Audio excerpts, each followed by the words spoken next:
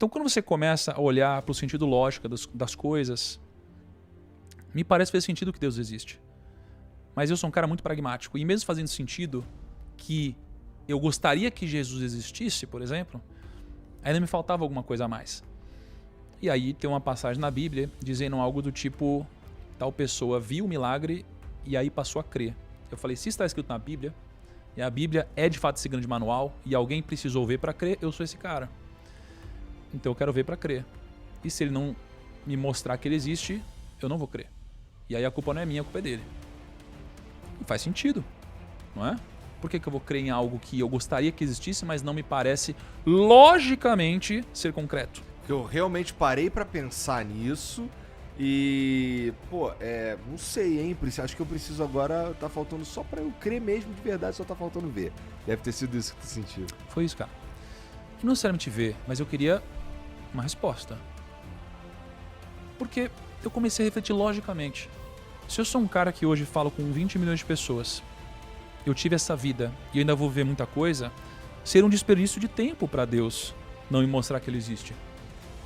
Porque quanto mais tempo eu passo sem acreditar que Deus existe, levando em consideração tudo que está escrito e o grande propósito das coisas, seria uma perda de tempo, inclusive, para Deus não me mostrar que Ele existe, na minha concepção limitada, né?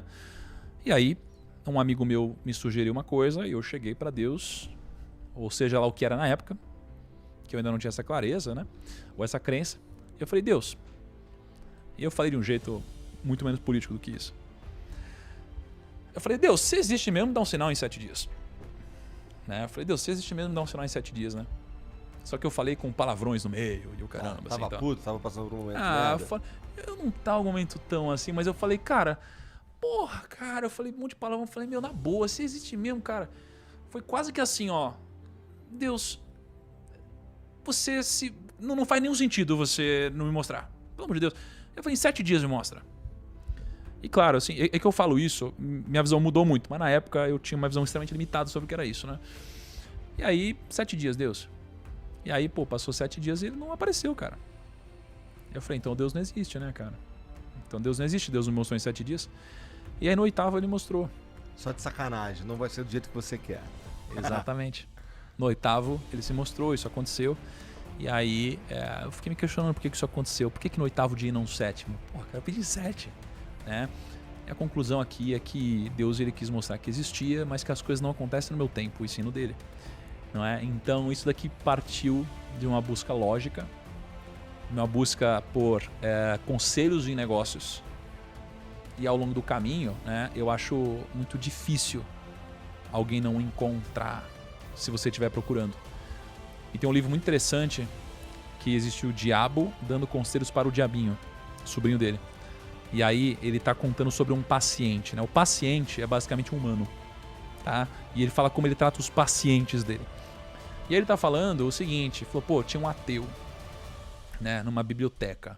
E o ateu na biblioteca tava procurando provas concretas sobre Deus. E ele era um ateu, quase que um cientista, né? E aí o diabo disse o seguinte pro diabinho, ele falou, cara, não tenta provar para um ateu que Deus não existe. Porque se você tentar provar, logicamente, talvez ele encontre. E provavelmente ele vai encontrar. E aí o que ele fez? Ele deu fome nesse cara. Aí esse cara falou, putz, tô com fome. Ele levantou, foi comprar um negócio. No que ele foi comprar um negócio, o diabo fez passar o ônibus que ele sempre pega. Aí ele subiu no ônibus, foi embora e nunca mais voltou para a biblioteca. Então ele falou assim, a nossa técnica é a... Como que é o nome? O quê? Desviar a atenção? É desviar a atenção. Entendeu? É desviar a atenção. E muitas vezes na vida a gente tem vários desvios mesmo, né, cara? A gente tem vários, a gente tá indo por aqui, de repente, nossa, que legal, aí você vai lá, você esqueceu, nunca mais volta aqui, né?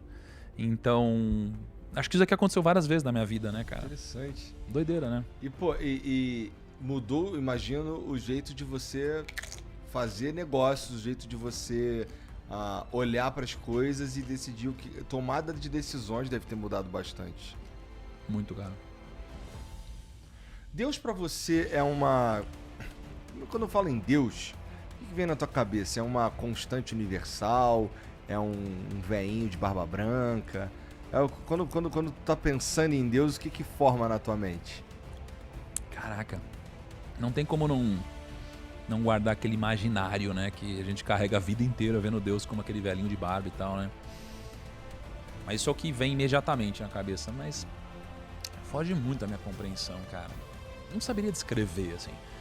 Eu vou sábado pra Israel agora. Vai? Vou pra Israel, Primeira vez?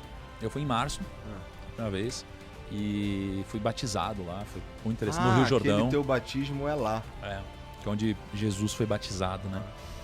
E eu vou pra lá agora no sábado. É muito especial, cara. Eu não tenho ideia de por onde eu começaria pra descrever. Quando me pergunto o que é Deus, eu penso num... A imagem que tá na minha cabeça agora de Deus é é como se fosse uma luz, uma fonte de energia que permeia tudo que existe. E assim, não penso em nada muito, não penso num ser, não penso em algo pessoal, um cara, uma pessoa. Eu penso em sei lá, um troço que, como você disse, não é possível imaginar. Sabe, o cérebro humano não está preparado para imaginar Deus. É como se fosse um jogo que uma placa de vídeo não consegue carregar. Caraca, perfeito, cara. Acho que é por aí. Não sei, cara, não tenho a mínima ideia. Eu sei que, cara, eu sei que ele sabe das coisas, assim. Eu sei que ele sabe das coisas, eu sei que ele ouve conversas que a gente não ouve. Eu sei que ele faz coisas acontecer na nossa vida que a gente acha que não era pra acontecer, que a compreensão é completamente diferente. E faz diferença, na tua opinião, estar com Deus, ele vai te fazer uns favores ou ele é meio... É meio que um guia e não um fazedor de favores? Eu gosto de imaginar que Deus é mais um guia, é mais assim, o melhor caminho é por aqui e tal. Não, é diferente de eu ficar pedindo umas paradas pra Deus e ficar esperando rolar. Cara, isso daí não é Deus, entendeu? Isso com certeza não é Deus, assim. Quem serve a Deus por dinheiro vai servir ao diabo por um salário maior. Então, se Deus é uma figura de favores, cara, claramente você está confundindo as figuras. Eu acredito que o diabo não é aquele bicho vermelho. Eu acredito que ele é uma coisa bela, bonita, maravilhosa, linda e sedutora, não é? Então, existe uma vertente hoje falando sobre Deus como esse fazedor de favores. Aí você tem muito daquela teologia da prosperidade, etc e tal, né? Acho que isso não é Deus, de fato. Eu acho que você não está aqui para receber favores de Deus. Eu acho que você está aqui para servir a Deus. É diferente a lógica, né? Então, uma coisa muito impactante na minha vida foi eu ter essa noção e em um determinado momento eu falei, Deus, que seja feita a vossa vontade. E quando eu fiz isso, cara, isso daqui é muito poderoso, porque você está se entregando completamente, entregando os seus desejos, as suas vontades, ao que de fato você veio para fazer. Né? Você está mudando o que você quer pelo que você é. Né? O que você deseja pelo que você precisa. Né? Acho que são coisas completamente diferentes. Então, não, cara, Deus, ele é... Cara, Deus é amor, talvez. Porque o guia, eu acho que é mais que isso. Eu não saberia dizer o que é. E na tua opinião, assim, como é que você... O que tu faz no teu dia a dia que tu fala assim, cara, tô servindo a Deus? Cara, eu tô aqui agora, falando sobre ele. Eu nem sei como estão os comentários agora, mas é meio assustador. Né? Nos teus negócios, Abrir tu mão. serve a Deus? Com certeza, com certeza. Com toda certeza, assim, cara. Toda certeza. Das pessoas que eu me relaciono, as coisas que eu abro mão. Cara, eu já fiz muita besteira na minha vida. Você também, todos nós, né? Já fizemos muitos pecados na nossa vida, né? Mas quando eu me batizei, por exemplo, você morre e nasce um novo Tiago, né? Esse novo Tiago, ele tem muito mais responsabilidade agora, porque eu já caguei muito na minha vida. E eu peço perdão por isso. Mas daqui pra frente eu tenho consciência do meu erro. Né? Então, peguei uma batata sua sem pedir. Cara, eu fiz uma cagada. Mas agora que eu tenho a consciência da responsabilidade que eu tenho, isso daqui é uma cagada muito maior. Então, na minha vida daqui pra frente, minha responsabilidade com o erro ela é muito maior. Então eu sou muito mais cobrado hoje. Eu me cobro muito mais, porque agora eu tenho clareza das coisas. Né? Então, até coisas mais simples, como falar palavrão, cara, eu evito. Por quê? Não é por mim, cara. Não é nem por mim só.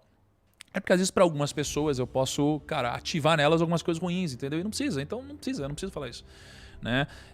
Cara, pô, eu gosto de beber, eu tomo uísque, eu fumo um charuto, mas eu não crio uma dependência. Então eu bebo, mas eu não fico louco, entendeu? Eu não perco o controle, tá?